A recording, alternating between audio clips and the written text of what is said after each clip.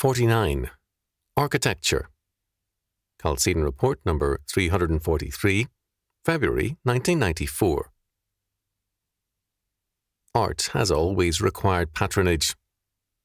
The popular taste has generally been for things expressing their ephemeral and often low tastes, so that the triumph of popular taste has frequently been the enthronement of vulgarity. The opinion, common among libertarians and others, that the free market should determine all things, and that nothing has a right to exist if it cannot sell itself profitably, is an absurd idea. It would destroy the arts, religion, and much of education, and more. The closest art has come to being profitable is architecture, and architecture meets a necessity. It designs buildings. Even here, the great advances in architecture have come to pass because pagan religions, Christianity, kings, nobles and wealthy men, and the state have subsidized architecture. The use of architects for the construction of homes for the common man is new. Thus, not even architecture has depended on the market. It has thrived because it has met the demands and received the subsidies of powerful men and institutions. Behind the subsidy is an idea or faith. Kings and noblemen have had their visions of grandeur, which the architects help them realize. The dining table chairs from the time of Louis XIV are little thrones. They are so heavy that a servant was needed to seat someone, especially a woman. The custom of helping a woman seat herself at the dinner table is a mindless relic of the days when such chairs could not be readily moved by a woman. The museum is a relic and continuation of the concern for the arts and a form of subsidy. There are indications that ancient Babylonian rulers had their museums. The greatest and most enduring museum has been the church. According to Joachim Menshausen, it would be incorrect to say that collecting as such got its start in the Renaissance, since, long before, cathedral treasuries had been gathered with definite aims and functions. But in the period around 1500, there began in Europe a type of collecting, independent of the church, that had new motives and structures. Most of the great collectors of this time were at least princes. Not only did they enjoy extraordinary financial means and high standards of education, they had an interest in the political function of their collections. After all, whatever the first man of any state does, it carries a political accent. Joachim Menshausen, 5 Centuries of Art Collecting in Dresden, in Hans Joachim Hoffmann et al., The Splendor of Dresden, 5 Centuries of Art Collecting, New Haven, Connecticut, Eastern Press, 1979, page 17. Church architecture set forth the glory of God and His kingdom. Royal architecture hailed the power and wealth of the monarch. The dining table chairs which a woman did not move were comparable to the Chinese woman of means, whose bound feet made work impossible. Being above others, it was her glory to be above work also. I recall such Chinese women and their feeble, limited ability to walk. Modern church architecture rarely stresses God's glory. Church architecture is now mainly that of democratic togetherness. Its stress is on the church community, not on God. It stresses a democracy of authority, not a command faith. Church buildings now rarely inspire awe because their theology is weak. The exceptions are Eastern Orthodox churches, which, in architecture and liturgy, stress adoration, not understanding. Their theologies are not centered on understanding, but on mystical adoration. According to Proverbs chapter 19, verse 23, "The fear of the Lord tendeth to life, and he that hath it shall abide satisfied. He shall not be visited with evil." For modern man, this is an unexpected and strong statement because it tells us that the fear of God is our ground for peace. This is, however, a logical declaration. If we do not fear God, we will fear man.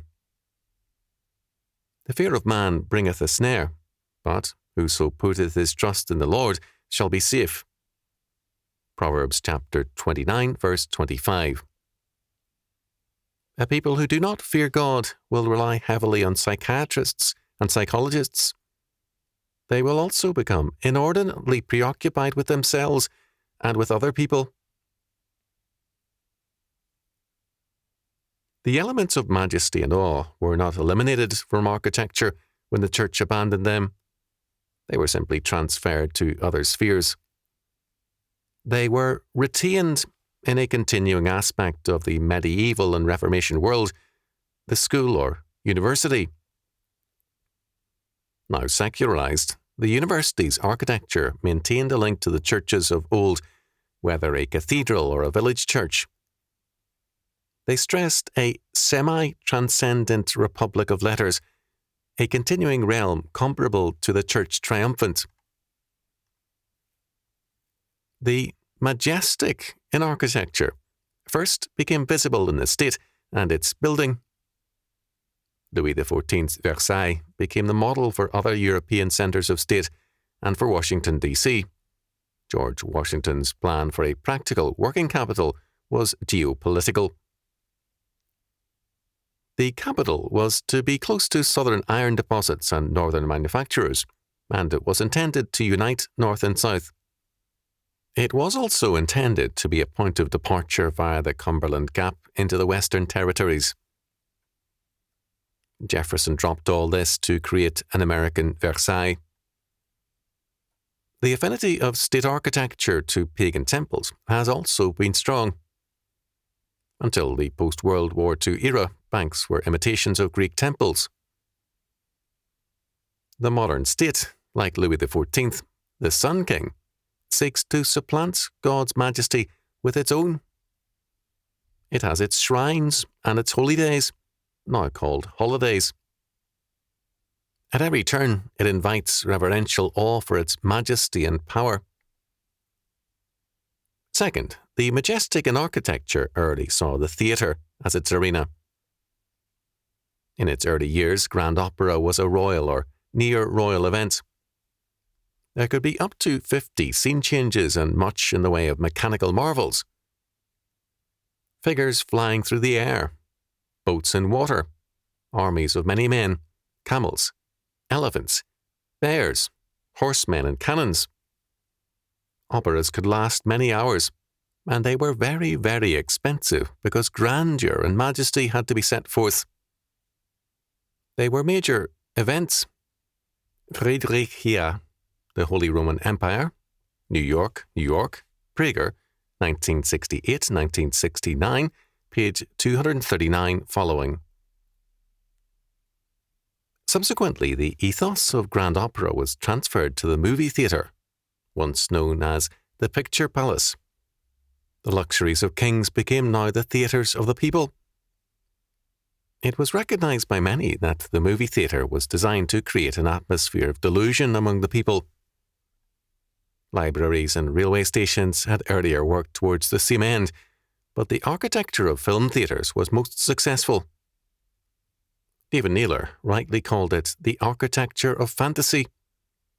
David Naylor, American Picture Palaces, The Architecture of Fantasy, New York, Prentice Hall, 1981, pages 31 and 32. In the period between the two world wars, even smaller cities saw the construction of amazing picture palaces in the style of royal palaces of both Europe and the Far East. Ibid, pages 160 and 161. Since then, some of them have disappeared, as witness the San Francisco Fox Theatre.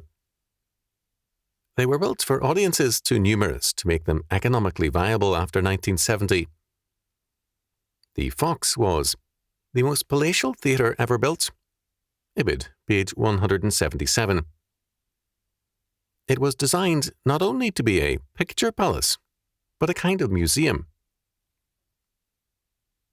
The religious overtones were definitely present in more than a few picture palaces, as witnessed New York's Roxy Theatre. The religious trappings of the Cathedral of the Motion Picture included a set of tower chimes, a grand dome encircled by a spotlight gallery, and pulpits alongside the stage, reached by curving golden stairways suspended below them.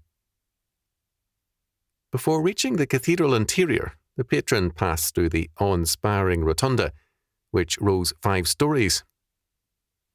12 columns of green marble, topped by a circular chariot race frieze, supported the rotunda's high dome. Spread across the floor was the largest oval rug ever woven to order, measuring 58 feet by 40 feet and weighing more than 2 tons. Ibid, page 113. For the Roxy's opening night, as Naylor's excellent account tells us, a solitary, quote, monk, end quote, said, "Let there be light." The New Yorker's reviewer commented, "And by golly, there was light." Ibid, page 201. The same spirit of awesome majesty is, in a lesser degree, with us still in award-winning events featured on television, wherein, quote, the stars, end quote, and luminaries of the film, quote, world, end quote, receive their prizes. Sadly, the churches imitate these imitations of the once awe-inspiring churches and their worship. The earliest known church buildings were made of stone, and their sanctuaries were always basilicas, or throne rooms of Christ the King. Basil means king, and kos, royal. The Bible was regarded, rightly, as the royal law word, and all stood when it was read.